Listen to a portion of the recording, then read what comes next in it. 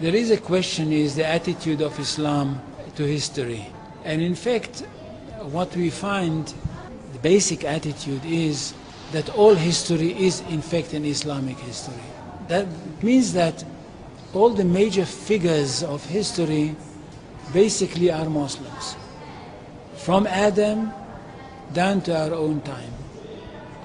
So if the Jews or the Christians are demanding something and basing it on the fact that there was a king called Solomon, or a king called David, or a prophet called Moses, or Jesus, then of course what they are doing, they are saying something which is not true, or in fact they don't know that all these figures were basically Muslim figures.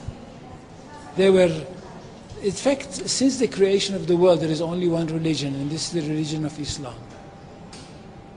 So if anybody says, look, there is a place which is connected with Solomon, and that's the place where the Temple of Solomon stood, a true Muslim would tell you, yes, absolutely right, but don't forget that Solomon was a Muslim, and David was a Muslim, and Abraham was a Muslim, and Isaac was a Muslim, and Jesus was a Muslim. And this is what I mean by the Islamization of history. And you can understand that through Islamization of history, you've got Islamization of geography. Anywhere which was connected with these people, or with these prophets, which were all Muslims, becomes a Muslim territory. And therefore, when Islam was not in that area before Muhammad came to it, but it should have been there.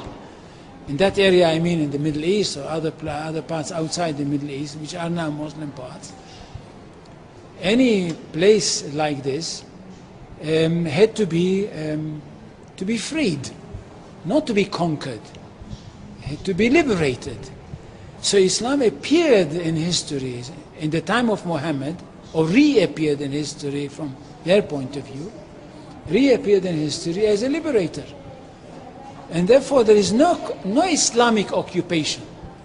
If somebody occupied anything, it would be always somebody else, not the Muslims. So there is no Islamic occupation, there is only Islamic liberation.